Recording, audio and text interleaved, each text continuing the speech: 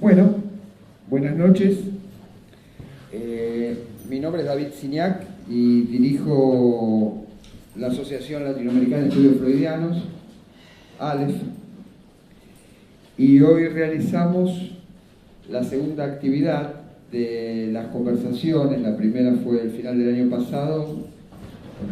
La idea de las conversaciones es que podamos trabajar la manera de ir sosteniendo para nuestra clínica cotidiana el discurso analítico.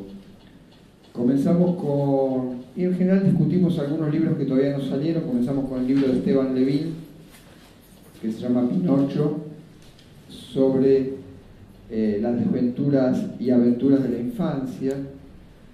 Principalmente trabajamos ahí el tema de la medicalización de la infancia. Y esta segunda reunión, que tiene que ver siempre con nuestra clínica psicoanalítica, la vamos a dedicar a un libro que aún no apareció, del cual yo tengo una de las pruebas de Galera, así quiere decir que yo lo leí, y que vamos a conversar sobre ese libro. Así que las cosas... El libro se llama Otro Lacan, estudio crítico sobre los fundamentos del psicoanálisis lacaniano.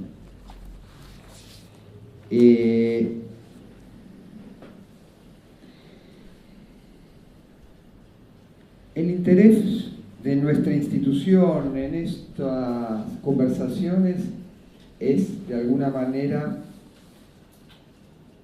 potenciar la clínica psicoanalítica, permitir que la clínica psicoanalítica, posibilitar, revitalizar, que esté a la altura de los desafíos de las problemáticas de nuestra cultura.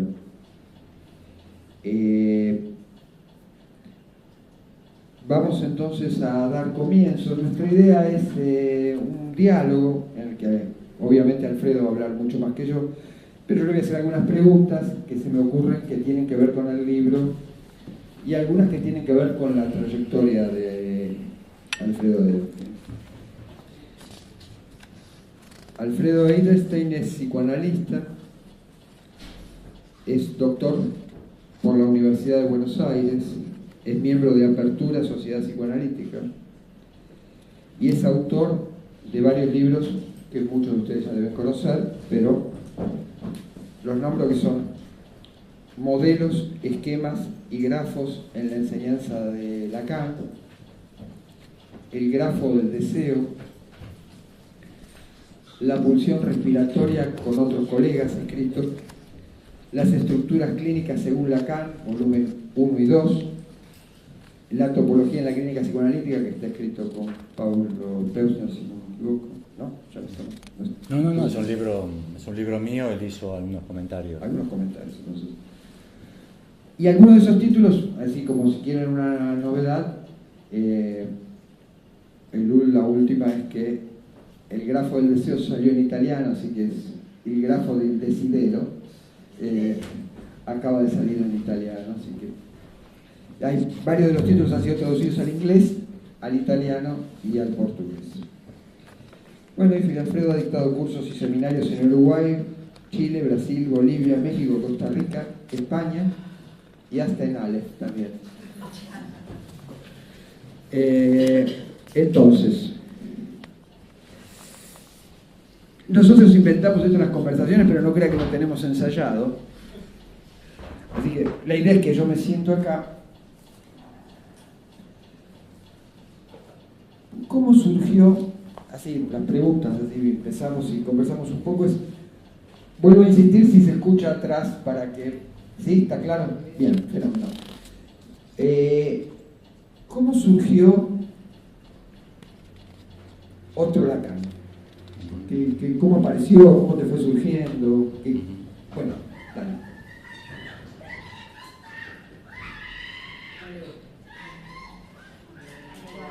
No, lo están robando a una chica, casi seguro.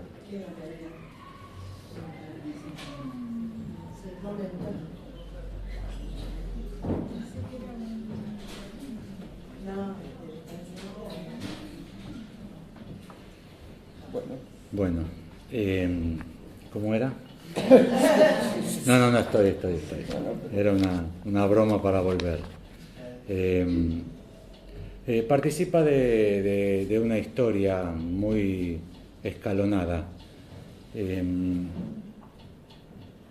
Tengo una formación estándar en psicoanálisis, empecé con un grupo de estudio y la facultad, grupo de estudio sobre Freud y la facultad de psicología alrededor de los 18 años.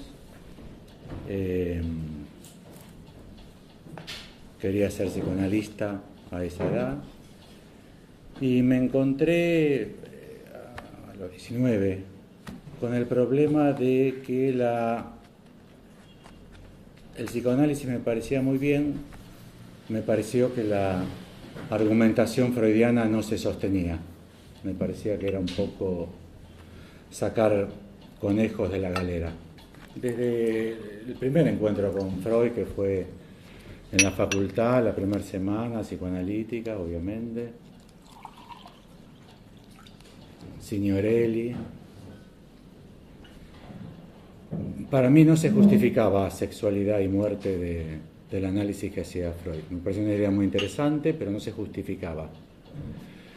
Y en la argumentación freudiana, siempre, en la argumentación de los tópicos freudianos, siempre encontré esa debilidad. Siempre me pareció que él lo decía, él lo afirmaba, muchas veces bajo una forma que tampoco no me resultaba y no me resulta ahora convincente, y es que la clínica demuestra lo que la clínica enseña, lo que la clínica presenta, porque me pareció que dejaba un problema muy complejo, y es que la clínica a Freud le presentó lo que Freud obtuvo, pero a Melanie Klein le presentó otra cosa, porque ella obtuvo cualquier otra cosa, y a Ana Freud otra cosa.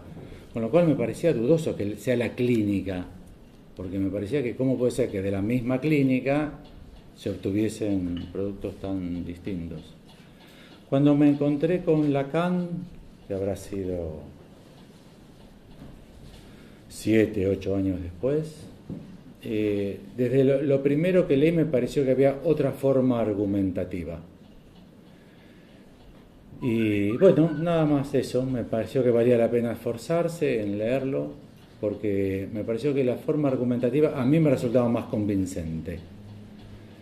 Bueno, empecé mis estudios de Lacan y al poco de empezarlos me encontré con una sorpresa inadvertida, imprevista, porque yo ya venía con los estudios de la facultad, donde se me había presentado a Lacan, y en aquella época era psicoanalítica 2, no había escuela francesa, y se lo presentaba a Lacan, pero nunca se hacía mención alguna sobre la topología de Lacan.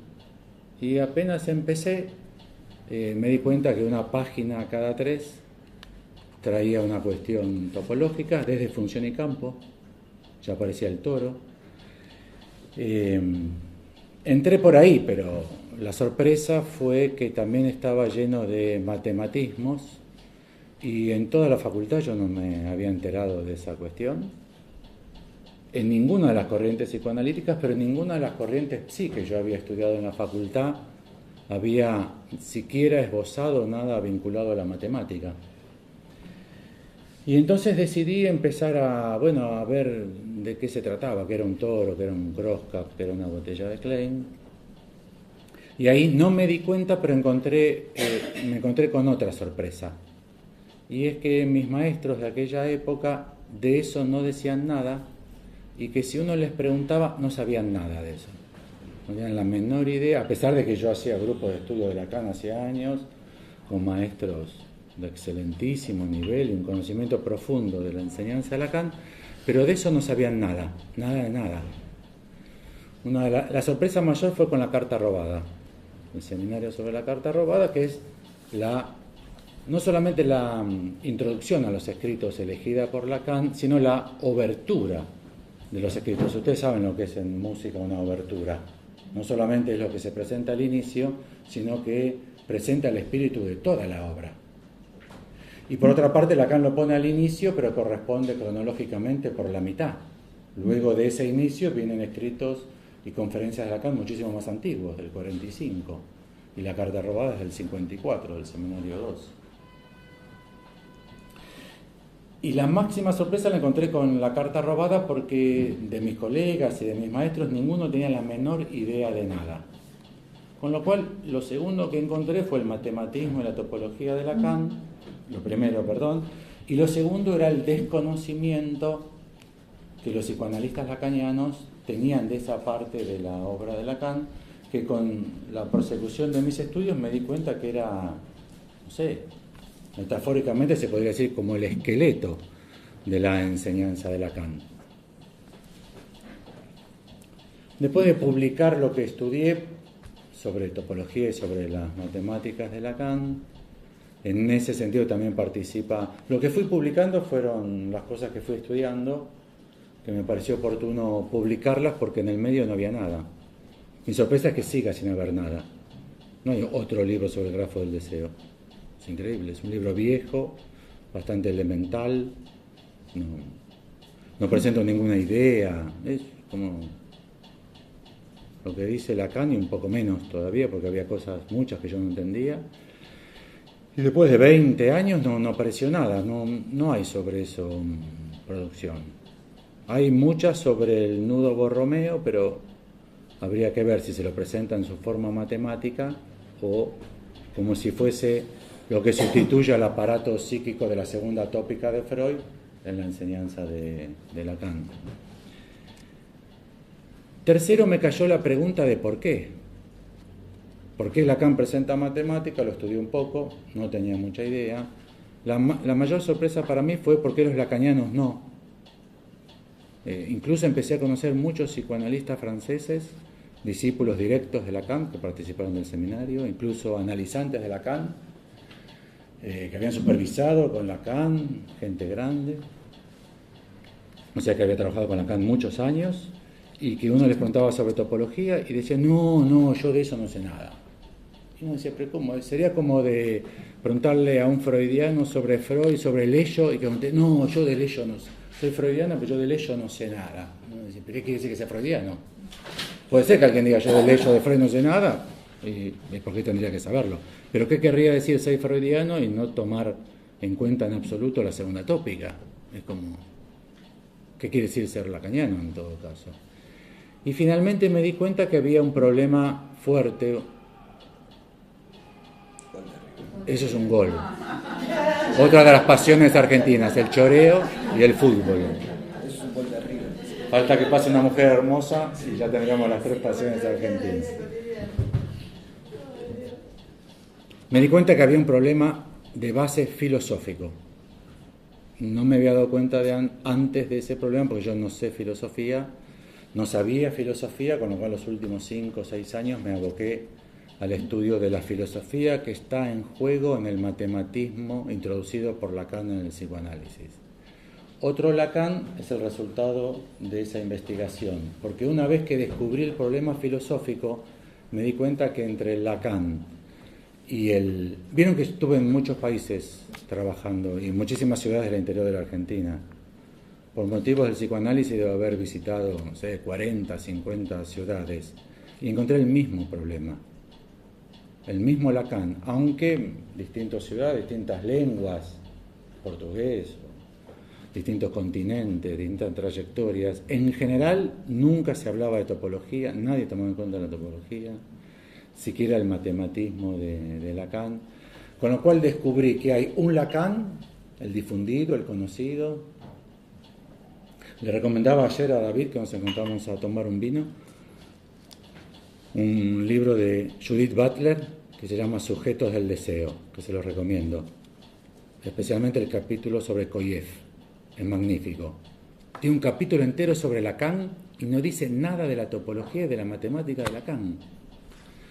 Fui al British Museum a ver a los embajadores de Holbein y estaba en restauración. Puta que lo parió. El cartelito así que había. En vez de los embajadores de Holbein, el cartelito que así. Bueno, me fui corriendo al shop a comprarme cosas y me compré diapositivas. En aquella época había diapositivas hermosas y libros. Un libro entero sobre el cuadro de los embajadores de Hollywood que no dice nada sobre ese pene extraordinariamente gigante, atravesado así. Ay, es como que no está. Y me parece que pasa lo mismo con Lacan, es como si no se viese la topología. Hay un Lacan, que es el Lacan difundido, el de casi todos los grupos psicoanalíticos que yo conozco muchos, el de todas las ciudades psicoanalíticas que recorrí, pero me parece que hay en Lacan, este libro tiene 800 citas. Mi hijo dice que no se va a vender. Son 440 páginas. ¿Cuántas páginas tiene? 440. ¿Cuántas citas? Más de 800. No se va a vender, papá. No se va a vender. Mi hijo tiene un criterio más claro para qué se vende y qué no se vende. Descubrí que hay otro Lacan completo. Argumentado con otra lógica, apoyado en otra filosofía. Y lo que presento en este libro es ese otro Lacan. Ni mejor, ni más verdadero, ni más potente en la clínica. Produce otra clínica, indudablemente, pero no se puede garantizar mejores resultados porque no hay forma de compararlos. ¿Cuál sería el patrón de medida de los resultados clínicos? Todos los practicantes, sí, todos, de todas las corrientes, están absolutamente felices con los resultados clínicos de su teoría. Evidentemente no hay forma de hacer un trabajo serio con los resultados clínicos. Pero me parece que estoy tranquilo de que hay otro Lacan, del Lacan difundido. Bueno, el tema de la contrastación empírica lo dejamos para después, pero porque me gustaría ahora, este libro tiene un subtítulo que es Estudio crítico sobre los fundamentos del psicoanálisis lacaniano. Y a mí me gustaría que te explayes un poquito sobre este subtítulo, porque es otro Lacan, pero este es un subtítulo más interesante, o tan interesante como el título. Yo lo estoy escribiendo hace 5 años, 6, más o menos.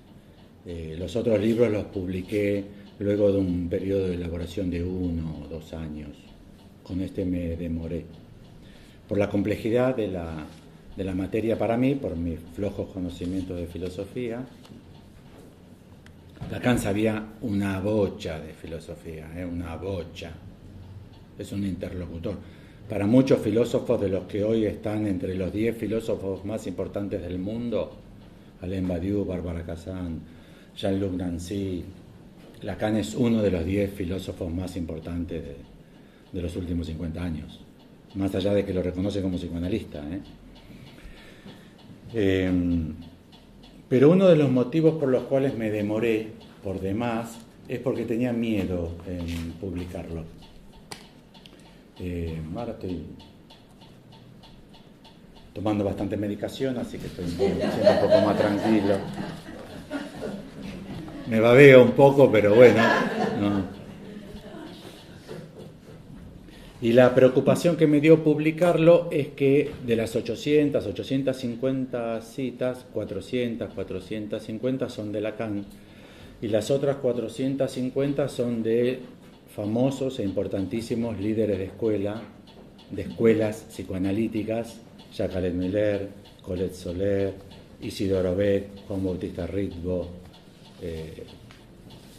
Leonardo Gorostiza, etcétera, etcétera, que tomo citas de libros importantes de ellos, son todos autores importantes, pero de los libros que más a mi criterio incidieron sobre el medio psicoanalítico de sus respectivos ambientes, tomo citas neurálgicas para los problemas filosóficos y tomo citas de Lacan, una a una habitualmente, donde Lacan dice absoluta y evidentemente lo contrario. Lo contrario de lo que dice Jacques Miller. Jacques Miller dice el goce es imposible de ser negativizado. Le pongo la cita a Lacan donde dice el goce es negativo. Así, Y me asusté porque me imaginé que todos estos colegas, si alguno se enterase de este libro, que puede ser que la mayoría ni se entere de este libro, porque puede ser que ni se enteren, se iba a ofender muchísimo por otro problema que descubrí. El problema que descubrí es que en psicoanálisis no se practica la crítica. No hay libros críticos de Colette Soler sobre argumentos de Jacqueline Miller. No hay libros críticos de Jacqueline Miller sobre Colette Soler. No hay libros publicados críticos de Isidoro Beck sobre Jacqueline Miller. Y sigan. No hay libros publicados de lacanianos con críticas a la APA, a la IPA. Se enojan porque a Lacan lo echaron en 1964, estuvieron muy malos de la IPA. No hay un libro publicado, no hay crítica pública y expresa entre los psicoanalistas. Mi impresión es que yo no encontré un libro como el que voy a publicar, como está listo, en 2 semanas más, 3 sale. Y eso me daba un poco como de angustia, digo, se va a armar un quilombo. Y no tengo interés en el quilombo. Soy un apasionado en la discusión de ideas, porque cuando se trata de ideas, el valor de una idea, lo que implica una idea, lo que propone y lo que reprime, solo es en función de la relación con otras ideas. No hay ideas absolutas, no existen ideas absolutas. De hecho, incluso la epistemología, también hay una cuota de epistemología porque los psicoanalistas lacanianos son enemigos de la ciencia. No sé por qué. Ni Lacan ni Freud fueron enemigos de la ciencia. Usaron distintas ciencias cada uno de ellos, pero lo primero que dice un lacaniano es el psicoanálisis no es una ciencia. En Lacan hay más de 20 lugares donde Lacan dice el psicoanálisis es una ciencia. Hay una polémica ahí muy interesante para levantar. ¿Es una ciencia? ¿No es una ciencia? ¿Por qué sí? ¿Por qué no? Es como un axioma lacaniano. Con lacaniano me refiero a lo que dicen los lacanianos. Para ordenar la reunión podríamos decir de Lacan lo que dijo Lacan en las citas y lacaniano lo que dicen los lacanianos. Y entonces este es un libro donde critico ideas. Critico fuertemente ideas. Freud lo practicó porque la polémica Freud-Adler y Freud-Jung, Freud la publicó y puso los argumentos. Además los echó y dijo que no eran psicoanalistas, pero puso los argumentos y son publicados. Lacan tomó decenas de casos clínicos publicados por la IPA y los discutió en el seminario en forma pública. Tiene un escrito sobre Jones, tiene un escrito sobre Daniel Lagache, tiene muchísimos libros críticos, artículos críticos en los seminarios, en sus conferencias, en los escritos. Entre los psicoanalistas lacanianos no se practica eso. Están las diferencias políticas de las escuelas, mucho en los pasillos se dice de las diferencias, pero no hay un trabajo más riguroso sobre las diferencias. En este libro yo las planteo, intenté no ser querulante, no ser peleador, incluso le pedí a algunos colegas que los leyesen para quitar todo lo que sonase a pelea personal. No sé si lo habré logrado, es difícil. En general en nuestro medio, si alguien critica la idea de alguien, si en un congreso A le critica las ideas a B en un lugar público, luego C dice A hizo mierda a B. Lo hizo mierda. Y nunca se puede discutir ideas entonces. Pero si no se puede discutir ideas, ¿qué ideas sostenemos el psicoanálisis? No lo podemos tener con claridad, porque la única forma de tener claridad sobre la idea que uno sostiene es lograr buen sistema de diferencia con la idea que el otro sostiene, ya que si no, ¿cómo? Entonces, este es un libro de estudios críticos, en sociología, en antropología, en lingüística, en historia, en todas las ciencias que se pueden decir ciencias humanas, los estudios Foucaultianos, que no sé de qué disciplina pertenecen, incluso en filosofía, esas disciplinas no existen si no es bajo la forma de estudios críticos. No existen bajo otra forma que no sea bajo la forma de estudios críticos. En psicoanálisis no lo practicamos. A mí me parece que es un gravísimo deterioro de la calidad de nuestras ideas y un peligro para el futuro del psicoanálisis. Parecemos practicar sectas de misterios, donde en lugares cerrados elaboramos nuestras ideas, pero me parece que así ni siquiera sabemos lo que estamos queriendo decir. Bueno, nos vamos a ir adentrando un poco en el libro. Hay algunos capítulos que son... Todos los capítulos son muy interesantes. ¿Te puedo pedir algo? Sí. ¿No leerías el índice? ¿Cómo no? Para que quede bien el proyecto. Bueno, el índice empieza con los agradecimientos. Introducción, y el capítulo 1 es epistemología, teoría y experiencia. Era la pregunta que le iba a hacer ahora, es sobre la noción de cuerpo en el psicoanálisis de Lacan. Te la voy a hacer después. La reunión 2 es sobre naturaleza, sustancia y materia en psicoanálisis en la enseñanza de Lacan. Alfredo tiene en esta capitulación algunos excursus, digamos, que son como enlaces, los llama enlaces, excursus. Son excursus. Son excursus. Saben lo que son, ¿no? Como salidas. Cuando en un curso de 10 reuniones se intercala una temática desarrollada como si fuese del curso, aunque no fue presentada. Excursus. Se llaman excursus. Son escritos que yo agregué porque hacía falta para el argumento, pero que en su momento, cuando presenté el argumento en un curso, no los presenté porque no me había dado cuenta. El primer excursus es los incorporales en psicoanálisis o el cuerpo de la laminilla. El capítulo 3 es retorno a Freud, lo real y el sentido en Lacan. Este es un capítulo que dice que termina con ciencia y psicoanálisis, o sea, en realidad es sobre ciencia y psicoanálisis. Hay otros cursos más que es sobre lo inefable. Lo inefable en el sentido de inefable, de lo que no se puede decir. Que es un tema muy interesante como Alfredo lo va planteando. Después también van varias preguntas sobre eso. El capítulo 4 es sobre lo real y el ser, desde la perspectiva de la antifilosofía de Lacan. Ustedes saben que Lacan practicó como filosofía la antifilosofía, por lo menos ha sido uno de los desarrollos más importantes en los últimos 10 años de Lacan. El tercer excursus es la deconstrucción del ser, del être en las enseñanzas de Lacan, par l'être, des êtres, manque à être, quelle des Wesen y Dasein. Es muy interesante esto porque aquí Alfredo trabaja algo que es muy novedoso, que trabaja las formas de estos neologismos y cómo estos neologismos han tomado su importancia en la obra de Lacan y qué significan como neologismos.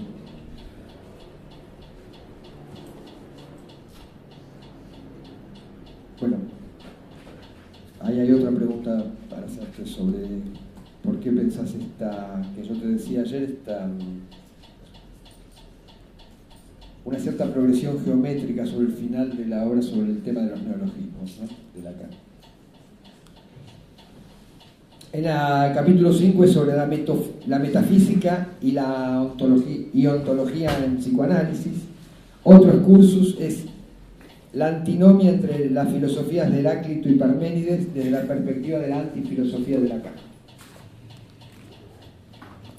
El capítulo 6 es sobre la cuestión del ser y la ontología en psicoanálisis. 1. Y el capítulo 7 es justamente sobre la cuestión del ser y la ontología en psicoanálisis. 2. O sea, 2 capítulos dedicados a la cuestión del ser y la ontología en psicoanálisis, y el capítulo 8 es sobre ontología y lenguaje del ser. Como ven, acá hay una trayectoria siempre sobre